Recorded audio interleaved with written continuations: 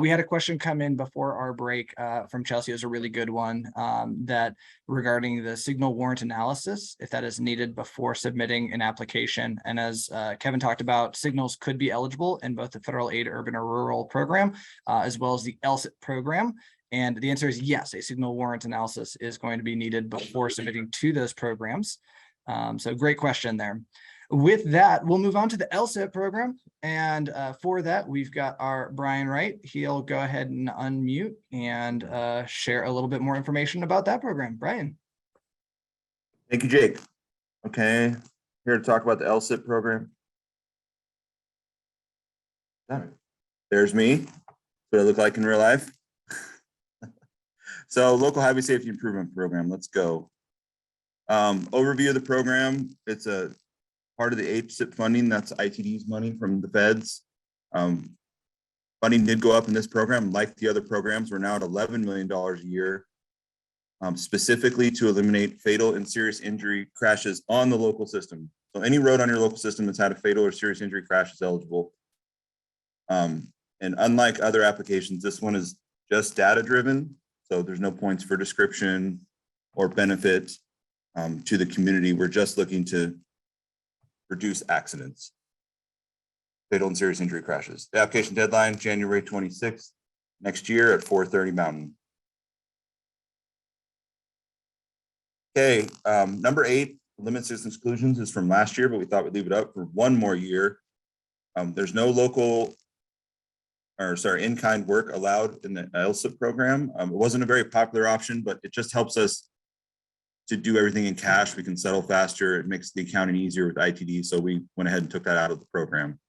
New this year is flashing signs for the group sign project. I don't know if any of you have ever participated in that. That's where we send you sign materials, post various traffic items that to your local jurisdiction. You install them with your own forces.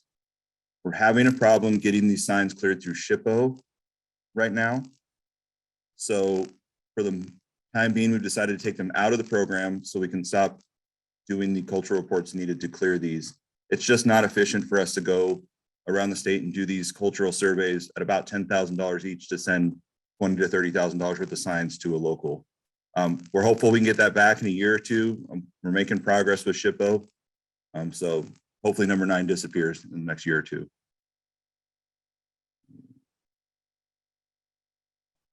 Question, you want to wait on that? We'll wait. Oh, okay. So these are stats from the crash report. The LHSIP program uses a rolling 5-year crash window. Right now we're in 17 through 21. And you can see a pretty steady trend, except dipping in 20 because people stopped driving, we're all at home. But when we went back to work in 21, the crashes went right back up. So the other table shows the state, the local system split. You can see about 40% of the fatal crashes, 60% of the serious injury crashes, meaning someone probably left in an ambulance, was very injured, happened on the local system. So that's where we kind of arrived at that 50-50 split agreement with ITD. You can see the averages are pretty consistent. Also want to note that these are crashes. A crash is an event. It does not matter how many people are in the car. So you will often see more fatalities in the state than we have fatal crashes. And for the LHSIP application, we use crashes as the convention. Hey, eligible jurisdictions. If you've had a fatal or serious injury crash in your jurisdiction, you are eligible in the last 5 years. So I'm going to go through these slowly. We've got 6 slides all over the state for each ITD district, and hopefully you can find your jurisdiction on there.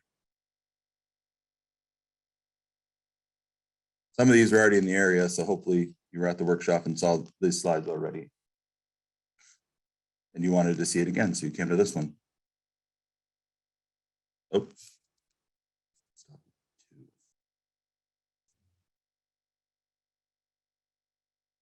Okay, technical difficulties. We are stopping at 2. We'll look into getting those back up. These are also on our website, and we do try and notify a handful of jurisdictions in each district every year to make sure. Apologize for not having those. Like I said, they're on the website. For the most part, if in 5 years you've probably had a crash, that's unfortunate that that's true, but you're probably eligible. So we'll follow up on that. Okay, where can you find out more about the LHSIP program? On LTAC's website up top, programs, and down in that right column, you'll find many of our programs, but this one is also down there, LHSIP. And if you click on that link, you'll find the application, helpful documents, and the crash map, all things you'll need to complete this application. Looks like Jake just sent out the link to the list of eligible jurisdictions. Thanks, Jake. Okay, so here's the application. Because this one's data-driven, like I said, we do use a spreadsheet, and that's where we'll determine your cost-benefit score, and I'll go over that later. But also in the application, you'll find a right-of-way certification. We do allow right-of-way acquisition in the LHSIP program. We just need to know up front if that's something you're going to be doing, so we can appropriately account for the cost and allow time in our development plan to acquire that right-of-way. We usually add an extra year for right-of-way. Then you'll see some standard Fed documents and a cost summary, and I'll go over those. Okay, first things, if you need to find an eligible crash, which you'd like to address. So the best way to do that, if you don't personally know of one, is to go to the crash map on LHTAC's website, and I'll walk you through how we could find a crash in your jurisdiction using that ArcGIS map. So here's the whole state, all the accidents in that 5-year window, every system, ITD, local system. That's obviously way too much information to do anything with, so we got to filter that down. So there's this pin up in the upper left corner. If you click on that, it'll pop out an expanded menu. And we need to move over a couple to this funnel. And that's where we'll start getting down to the information that's pertinent to you. So there's 4 options here. For this application, you're going to be either city or rural road jurisdiction. The top 2 are boundaries, administrative boundaries or county boundary that include all crashes in that boundary. So those aren't going to be useful when trying to figure out how many crashes happen in your jurisdiction. So in this example, we'll choose Bonneville County for a rural road jurisdiction in eastern Idaho. And there's all the crashes in Bonneville County, still a lot of information. So we need to filter that down one more time to get to what we're looking for. So move over one menu to this check box menu and filter our crashes down to fatal and serious injury. Now you can see, so each one of those dots represents a crash and potentially an eligible project under this program. So you can go around the map, step on them. It'll tell you when the crash happened, some limited information about the crash and the contributing factor. That'd be a good way to find a crash you'd like to address in this program.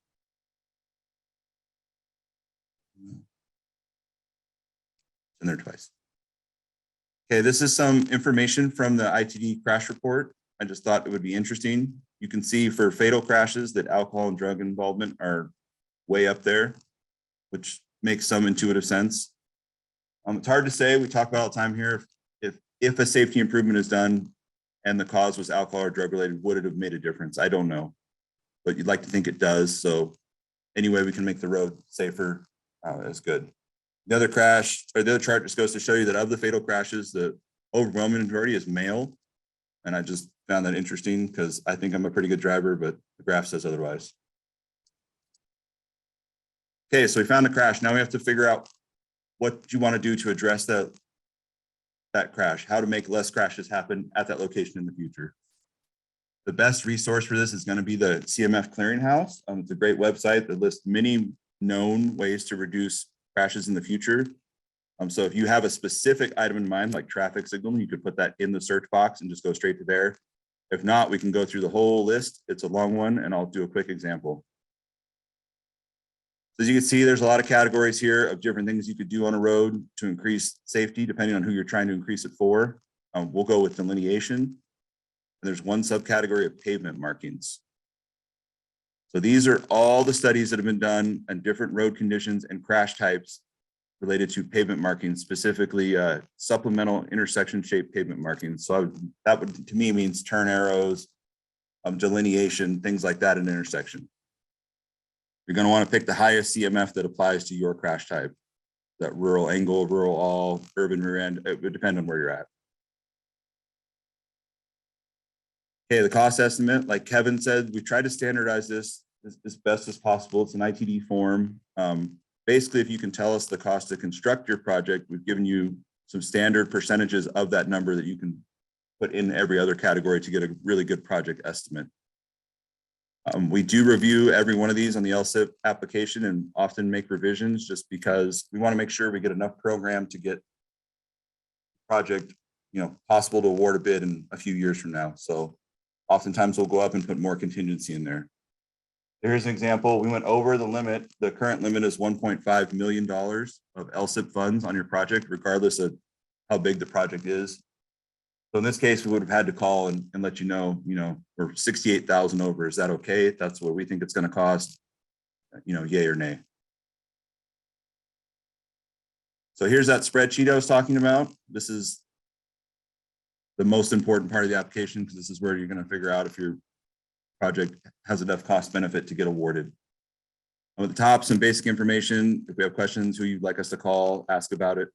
Line number 1 is a systemic improvement, and that just means if you had a crash at a location, are there other locations in your jurisdiction that look the same or kind of the same that we could also do a safety improvement at? The example, the best one I've had so far is in Bonner County. At railroad crossings, we had 2 fatal accidents at 2 different crossings. So the safety improvement was to put in radar activated crossbucks, the yellow circle links at you when you're coming towards the railroad. And then if there was pavement at the crossing, put thermoplastic pavement markings down. So the 2 crossings were eligible, and we ended up trying to do 18. I think we ended up at 12 because of construction prices, but that's a good systemic improvement, 12 crossings in Bonner County. Boxes 2 and 3, those are your fatal and serious crashes. One of those has to have a 1 in it to be eligible for this program. Once you've picked a site, if there are other accidents of less severity at the location, go ahead and put those in too. This would be like an intersection. If you go on any intersection with a traffic signal, you're going to see a lot of accidents of lesser severity in that 5-year window. Go ahead and put them all in there. They do count, but they don't make you eligible for the application on their own. So the score is based on how much you reduce crashes, how long that improvement will last, and how much it costs. The spreadsheet will do all that math for you and come up with a cost benefit ratio. That moves from year to year depending on the pool that you're competing against, but a good historic target is somewhere around 17. So if your project's above 17, that's probably a good viable project. Below 17, you're going to want to look at adjusting costs, improvements, something to get that benefit ratio higher. Okay, so once again, the deadline is January 26th next year, 4:30 Mountain. Electronic submittals only for this one. If you could compile everything into one PDF, we'd sure appreciate it. But if not, we'll take several PDFs and that'll work too. Applications at LHTAC.org for you to submit those. Are there any questions on the LHSIP program?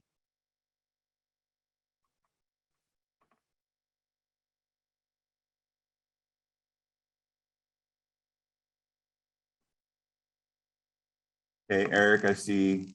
I'll read that on the new 1150. Line 1 is 5% of line 15. Is 5% total of 15A and B, or line 15A or 15B? That's a good question. Can I get back to that?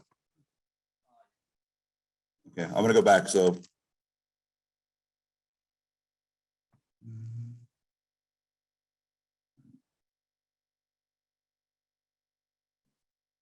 yeah, we're meeting 15A. That's good. So of that construction cost, we're just trying to give you good markers to back calculate the cost for everything else. We've already approved this one, so I don't think we can change it and it's out there, but we'll go ahead and note that if they come in.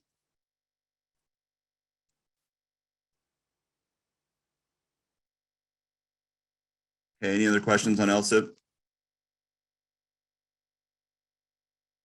And if you think of something later, I mean, we're here. You can call me, Kevin, anyone at LHTAC. We'll try and get you an answer as fast as possible. If you want to have me look at your application before the deadline, I mean, I'd be happy to help you if you want to know if there's some ways you can improve it or things like that. So just let me know.